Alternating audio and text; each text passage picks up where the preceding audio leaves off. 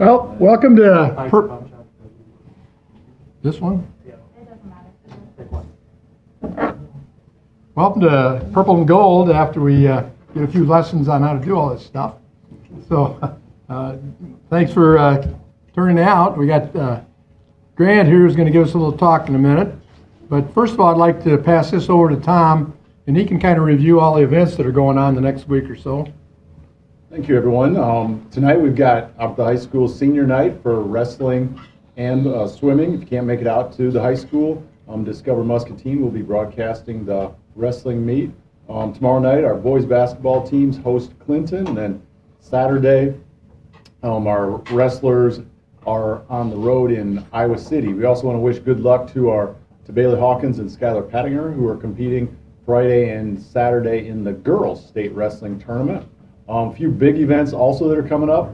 Friday, February 4th is the annual cake auction, so that's back this year. And then February 11th is when we'll be doing our Athletic Hall of Fame ceremony and induction. So lots of things going on out at the high school. We were going to have one Hall of Famer here, Denny Sure, but he's got COVID. And so then he thinks he was going to get released from COVID jail today, but evidently the doctor said you better stay home for another day or so. But he's going into the Hall of Fame. And Bob Leach is also going to be one of the coaches that go into the Hall of Fame. And of course Bob's one of those snowbirds down there in Florida. So he'll do that, have his induction at a baseball game this summer. So two great coaches, really happy for both those to go in. Now, Joel Witchers is back here, and Joel is going to guarantee us a win over Clinton tomorrow night, right, Joel? And we're getting rolling. And I think it's very possible we're going to get that job done. Speaking of basketball, George Raveling said one time when he was coaching at Iowa that first couple of years, he said he knew that no fans slept during his games because the players would throw such bad passes they'd hit them and make men hurt them. So they never slept when the Hawks played that year. John Madden, you remember, John, he died just recently, and John Madden was talking about a couple of his football players, and one of the people interviewing Madden said that he had a linebacker that wasn't very smart. And he said, well, yeah, he may be dumb, but he tackles like Einstein. So we keep him around. And then also they had a running back that was big and slow, and the guy said, well, he gets up slow, and he said, yeah, but he goes down slow too. So he liked both those people. That's enough of that, right, Grant? Yeah, that was a good start though. Okay, we have Grant here. Grant Pepperd, right? Yeah. I always say Peppered and get in trouble. That's all right. It's supposed to, I'm sure everybody else does too. Yes. But anyway, Grant, is our high school baseball coach, social studies teacher. What is this, sir, your fourth year? He can't remember. Third year teaching. This will be my fourth summer coaching. Yeah, so I thought. Yeah. Okay, well, I had part of that right. Yeah. And he's also, of course, starting this, I always forget the actual name of it, the lab. Yes, the lab it's literally athletic building. Yeah, okay. So he's going to talk all about that. And I think it's just a fantastic thing for our kids and our community. We keep people in town, and I think that's really important. And he's making it as stuff. Chris, your stuff's falling apart. And we're having a great time. Yeah, this is awesome. It's cold out. And Chris, I also want to give you, you won the prize. You got your radio, you got your TV station going before we got our scoreboards. So you were the winner. So I did not know that it was up and running. I've been anxiously awaiting. We soft launched about a week ago. There you go. Okay, and we're on today. So you are on TV, and I want to have you take over and talk all about the lab. And if you got any great baseball tips for everybody, you can do that too. Okay. I'm going to put this back. You can. Yeah. Because I might come back to you and you can interject here. It could pick us both up, right? Yeah, so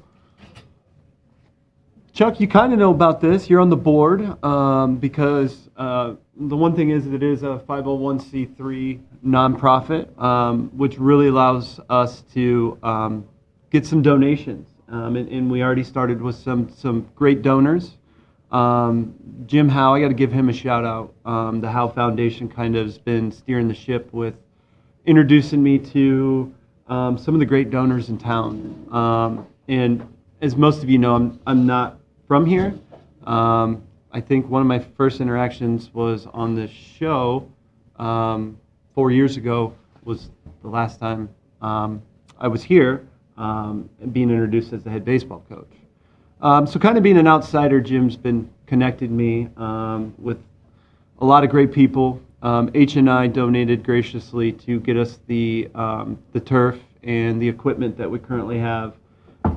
We got about $230,000 worth of baseball, softball, speed and agility stuff in there already. And I think we're going to go down here after this to take a look at it. It's pretty fantastic. The best thing is seeing the kids enjoying it and having a good time and allowing us to put the work in. The big thing is our baseball program is full of a lot of kids that want to put the work in. I'm willing to put the work in. The kids are willing to put the work in. Unfortunately, we just didn't really have anywhere to put it in at. So we started this and kind of launching with the high school programs. We got some youth softball girls in there now on Tuesdays and Wednesdays. We're going to start incorporating the high school baseball and softball girls and help training the youth along with some adult coaches. Just because I remember when I was 10 years old, this is actually a big city for me where I grew up. Some of the kids that played varsity were the kids that we looked up to, and also help the kids. Teaching will help them learn as well, so incorporating the kids. But yeah, that's it's been a 2-year process, and we're finally able to launch. What type of schedule do you have? Yeah, so we're kind of going to launch. Tuesdays and Wednesdays will be youth softball based on age level. So we're bringing in all girls. Doesn't matter what teams they play for, what city they live in, doesn't matter. Bring you in. We have training sessions for girls on Tuesdays and Wednesdays. Essentially, they start with speed and agility. They kind of learn how to become functional athletes. Then they'll move to some fielding and throwing, and then move to a couple hitting stations. And I did fail to mention some of the technology that we have there is like state-of-the-art Major League Baseball teams. Not a lot of facilities, even in Iowa, have it. So we have 3 hit tracks machines. And what that essentially is kind of a golf simulator-ish that gives you pretty much any analytic that you would want. Whether that's the angle the ball left, they call it launch angle, exit velocity, and it even simulates, like, if I were hitting in there, I could pick any Major League Baseball stadium, and there's fielders out there that are basically programmed to make the play based on the age level that you are. So, like, it keeps, like, stats like base hits, doubles, triples. If a 10U kid wanted to play at Wrigley Field, it would show on the screen Wrigley Field, but center field would be like 200. So it'd be like a Little League field. They even started incorporating like college baseball and softball fields. And it just is so cool. The kids love it. You know how kids are so used to that instant feedback. If you don't give it to them, you're going to lose them. So we have that opportunity using the technology to kind of help guide their individual training. And we also have a Rapsodo machine, which is for pitching analytics, baseball and softball.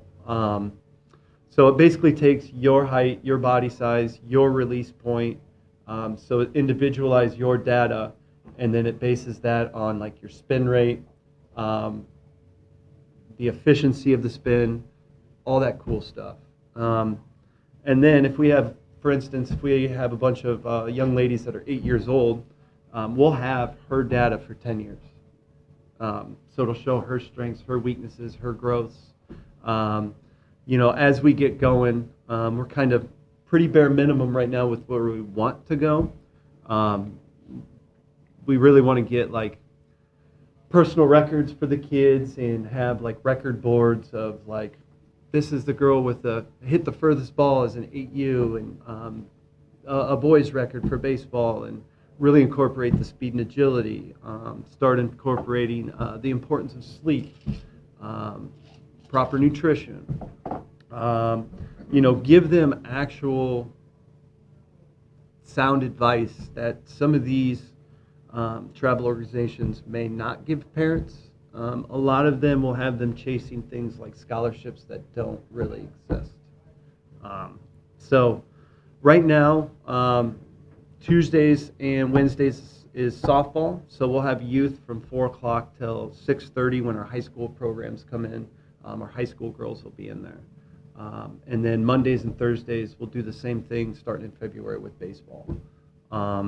It's $40 for a month of 2 2-hour sessions a week, basically 16 hours, $40 a month. Pretty low according to like other markets like Iowa City, things like that. So You might want to specify that you can't legally coach. yes, well, the high school kids, Right, yes, right. yes. I actually am. So we do pitching. I can do the pitching portion. Hitting's at a different location, different time. So, yeah, I could coach the youth. Yeah. So, Is there any open time that? yeah. So we are going to have some open, some like open houses here in February. No, but I mean, if I wanted to, Oh, if you wanted to if I wanted to come in and hit. Unfortunately, it's not open for renting. We're already pretty booked tight Monday through Thursday. School gets out at 4. We have our training. Friday nights here pretty soon, we're going to be launching Hit Tracks Leagues where kids can get into teams of 6, and it's like a simulated game. Softball's really cool because they can have a pitcher and a catcher on their team. Baseball's a little different because Tommy John and all that stuff, but the softball girls can really have fun with it. We'll have to use probably a machine until we get closer to the season where our pitchers are ready to go. And then Saturdays and Sundays, we're going to have like small group lessons where we'll have kind of an a la carte where girls or boys can get pitching lessons, hitting lessons, fielding lessons, speed and agility lessons. We're really working on trying to get the best talent as far as coaching, maybe some old legends to come back and help us. Guy like Bob Leach, you mean, old legend? Not quite that old. He's not here, so I can Okay. say. Yeah, I but know, he might be watching. I know. Final 3. Sorry, Bob. your phone might ring in. Yeah, I know. My coat's over there. What was I going to ask you? I lost track. Yes, there. Can Doc and Taco play golf in there later on?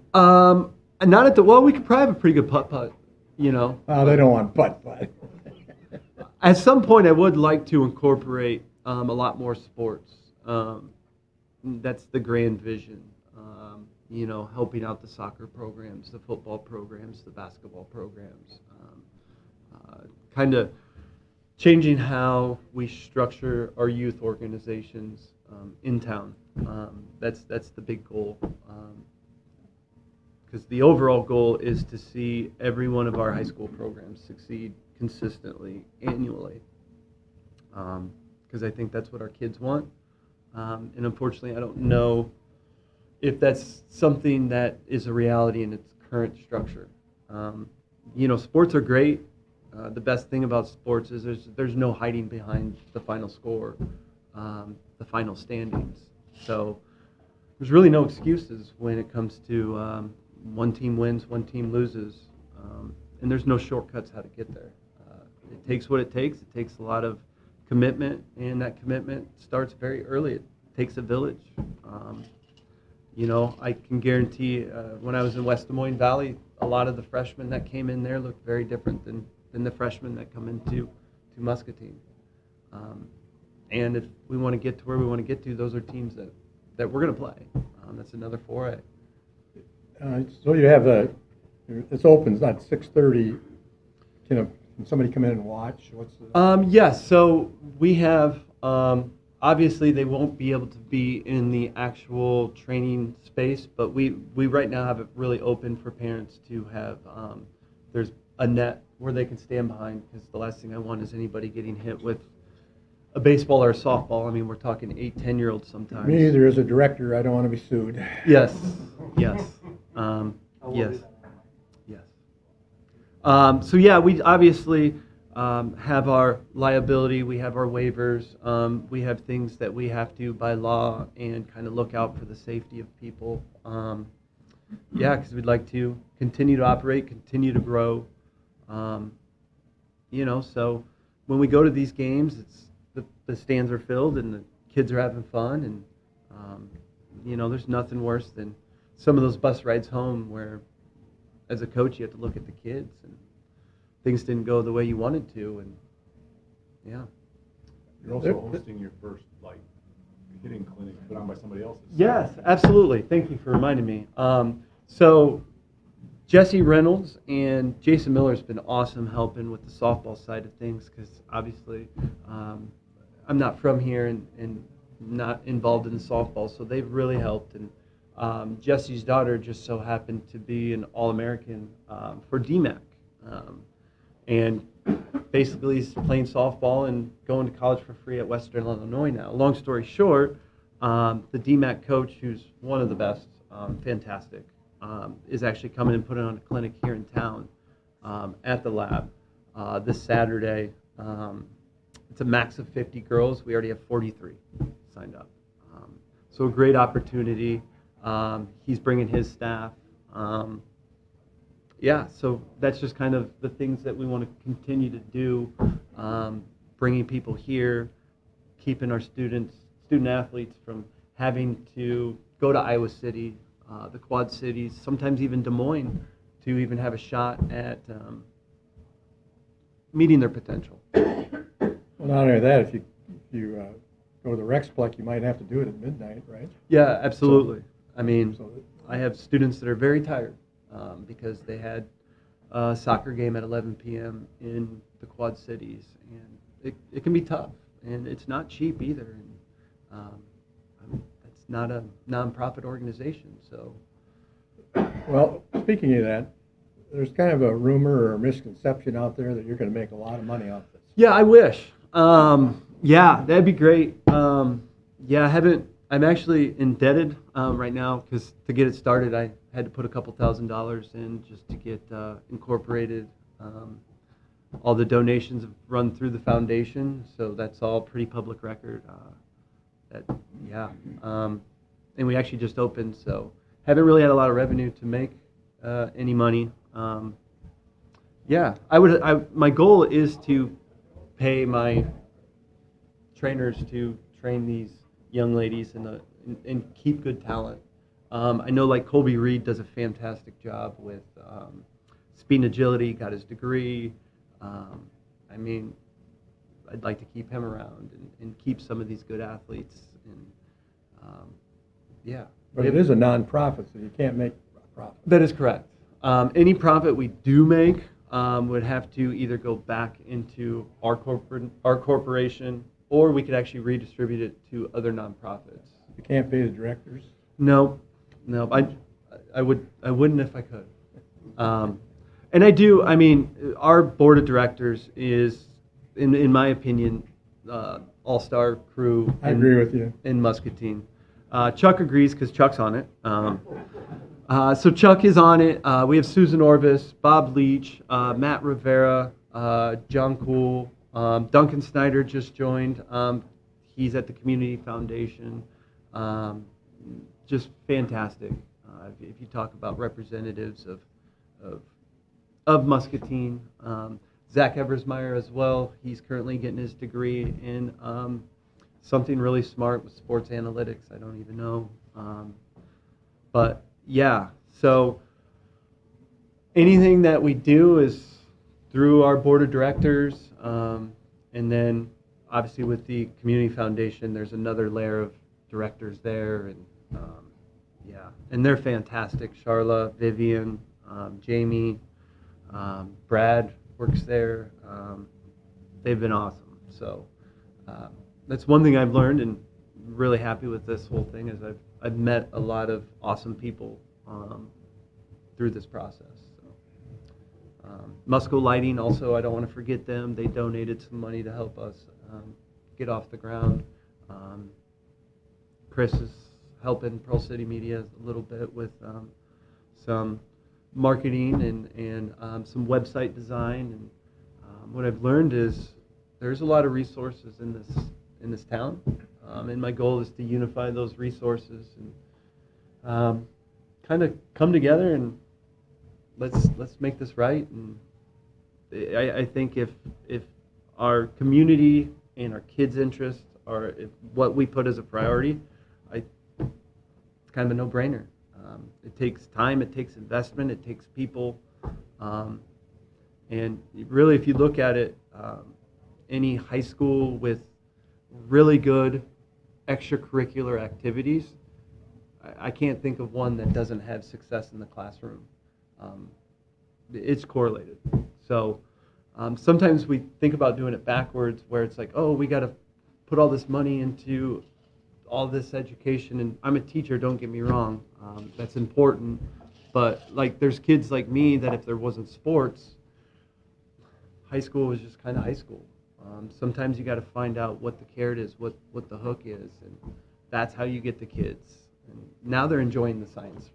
Now they're enjoying all the classes. Now our attendance goes up, because a lot of these kids go to school now because if you don't go to school, you don't get to compete. So, you know, I think if we can start at a younger age, sometimes as coaches you get too much blame and sometimes too much credit in high school. You know, I know, like, this winter, like, basketball's not, I mean, I think Torelli's going to do a fantastic job. I think they're on the right path. I remember my first year. We lost a lot more than we won. But we just put our heads down and got to work and did things the right way. Got the kids kind of took ownership of the program a little bit. And we still got a long ways to go. Fifth in the MAC isn't first in the MAC. And until we're first in the MAC, and then even when we get first, then it becomes really hard. It's kind of easy being the hunting. Got to stay there. Yeah, it's hard to get there and even harder to stay there. And that's kind of my goal. I love sports. I've coached 4 sports in my life: football, basketball, track, and then obviously baseball. I find value in multi-sports. I think some of these kids are getting steered in the wrong direction, like specializing way too early. We have organizations that mean well, but I mean, we're still cutting 8, 9-year-olds from these teams. It's like, I don't even cut kids in high school, because you never know what a kid's going to become. You know, it's kind of like Muscatine. I saw what it could become when I came on my visit. I mean, Bruner's awesome. The community's awesome. The resources here are awesome. But I think we can do better, myself included. So, Questions out of the audience? yeah. You're talking about how much it costs Yes. per month. Yes. What kind of, or if any, do you have a scholarship fund for a family that can't afford it? Yes. So that is something we are working towards, kind of doing in the long run. But in the short term, if it is a financial situation, we just waive the fee. Like, no questions asked. You have to be a member of the team. Nope. Nope. Can be anybody, anywhere. If they're willing to work, and if it's a true financial issue, I don't want a kid to not be able to participate in baseball and softball or any other sport because they can't afford it.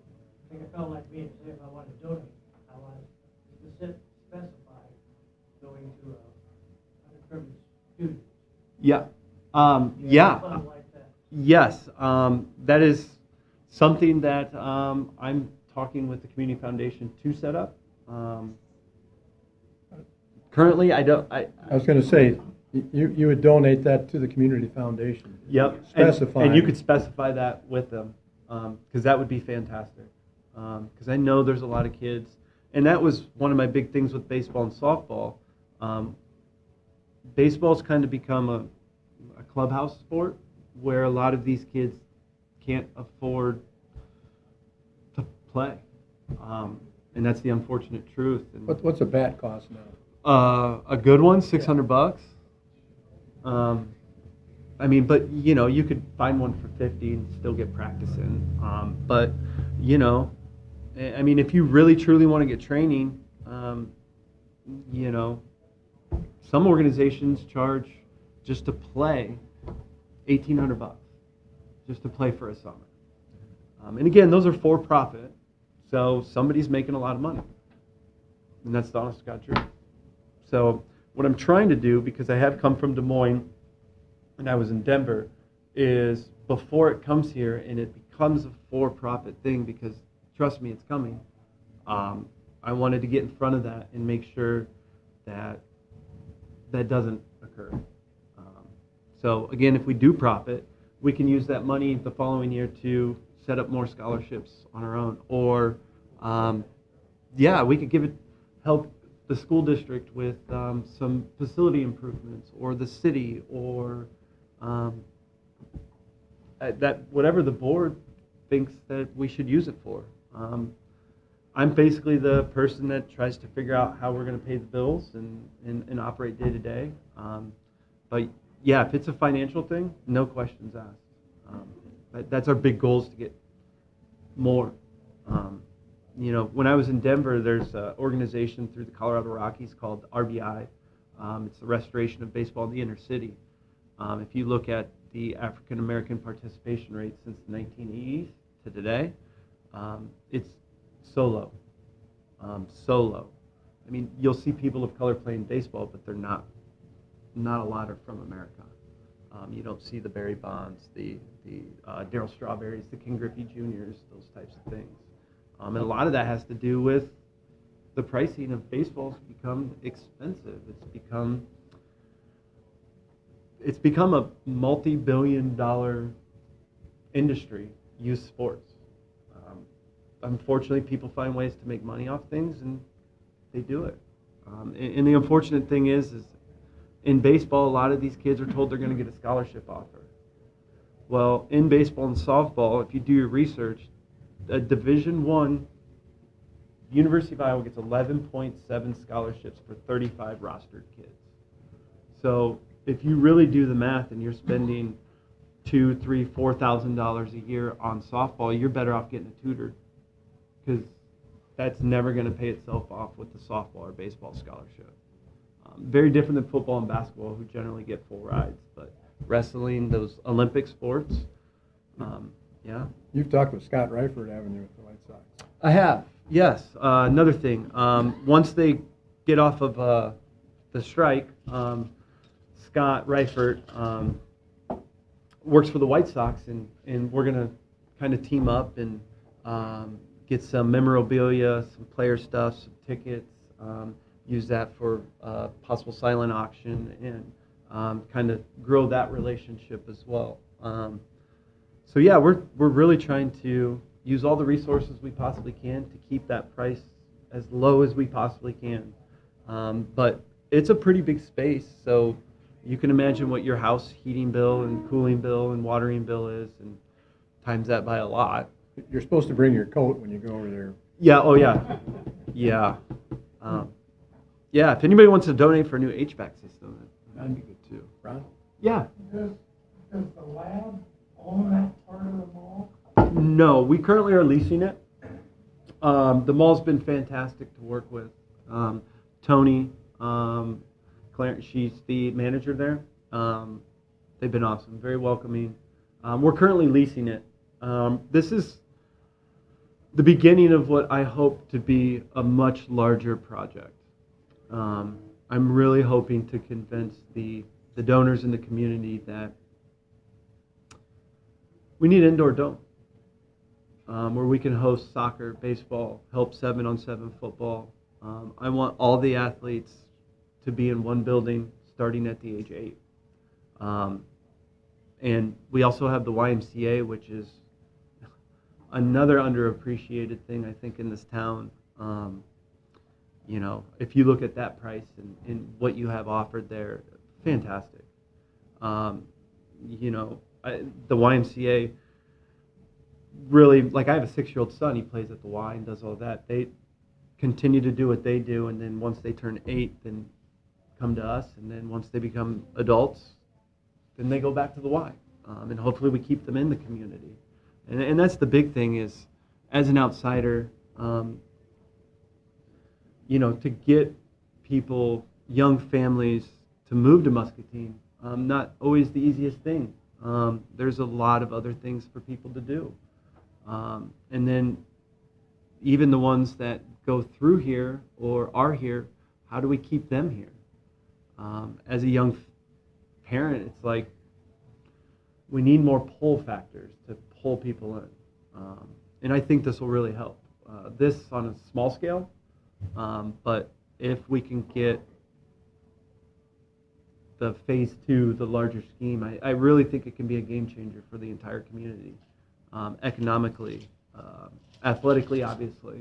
And then I talked about correlated with academics as well.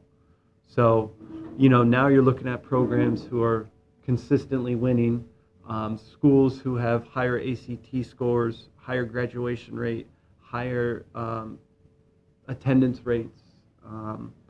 People are more likely to stick around, and once they get their degree, people are more likely to move here with young kids. Therefore, our schools get more kids. That's really what the goal is. And we did hire a consultant as well, so we have a professional, independent. It's called CSL. They're from Minneapolis, so it's, you know, an objective look at Muscatine and the needs and the economic impact this could have. That's something that I can present to the donors and be like, hey, I think this would be a great opportunity for our community. So I don't know. I didn't want to just sit around and complain, so I was like, let's do it. Takes a lot of courage to do that. Yeah, and you know, we are going to talk about the success and look at it, but you know, even in the dictionary, struggle comes before success, and there's been a lot of that. You know, we saved a lot of money.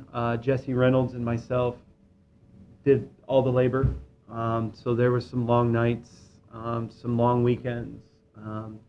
I have a 2-month-old, I have a 3-year-old, and a 6-year-old. So, you know, my sacrifices become my wife's sacrifices, and you know, it's not always easy on my family either. So I doubt my wife's watching, but shout out. You know, and I honestly, any coach's spouse really does not get enough credit.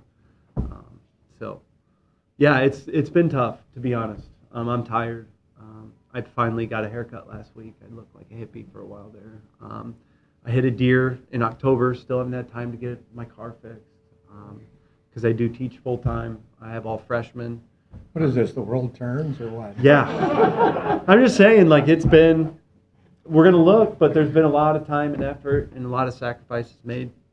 Just like, you know, when we do well in sports, it's a lot of times people look at the final product like, oh, that was easy.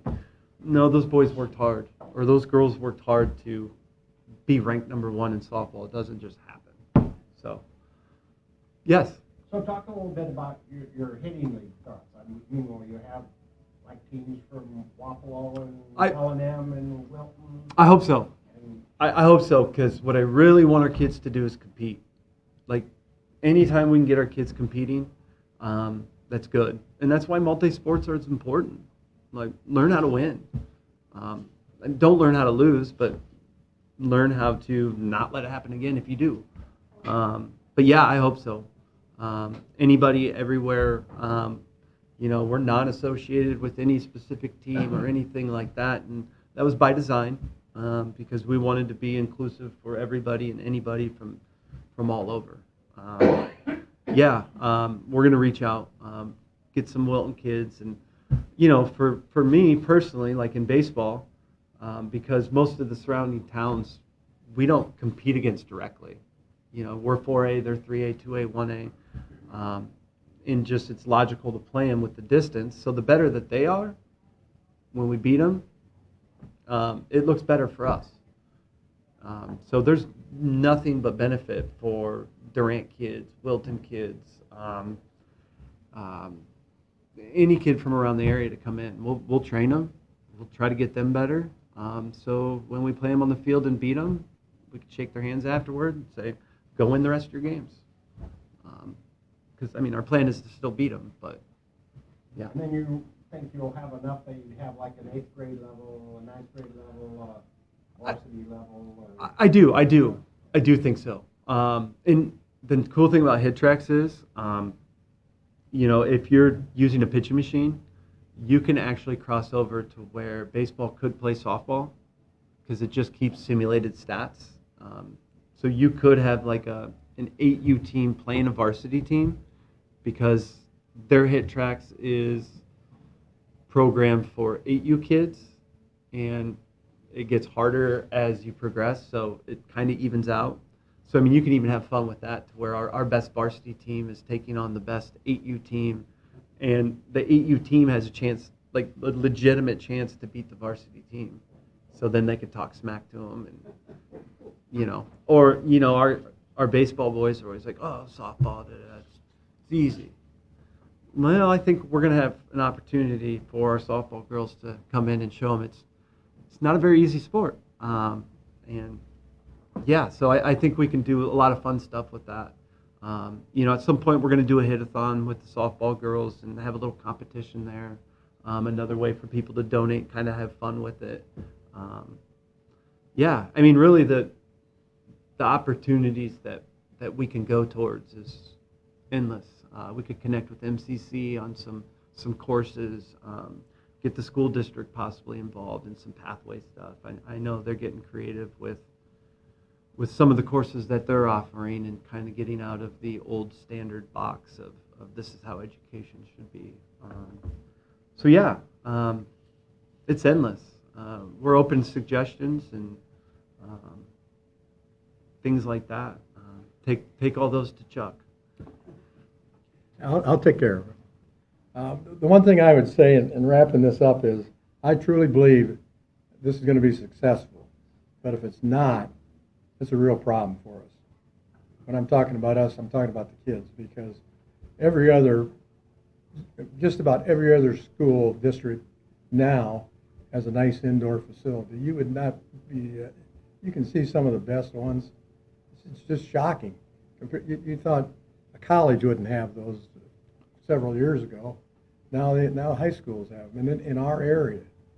And like North Scott has a really nice indoor facility.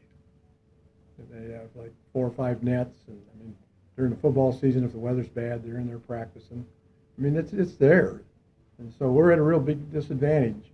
This is going to help us a lot, but if it doesn't, it's a nonprofit, and if it doesn't work, our kids are going to be at a real disadvantage, and everybody's going to be driving out of town again and all that kind of stuff. So let's make it work, right? Yeah, absolutely. I think it will. It's been awesome so far. Heck, it already has worked. Yeah. I saw kids smiling, so we're good. Okay, so we're going to go through the front door at the mall? Or yeah, the let's back go door? through the front door of the mall. I'll go around back and just unlock the old front entrance of the J.C. Penney's. Do bring your coats. It's a little chilly. Somebody might. I told you we did all the labor. I may or may not have cut a couple thermostat wires. Well, you don't want it real warm in there anyway when you're working out. No, it's like Rocky IV. Yeah. Get the kids tough. But yeah, so do bring your coats. Any other questions? Before we wrap this up? Great. Awesome. Thank Thank you, I appreciate it.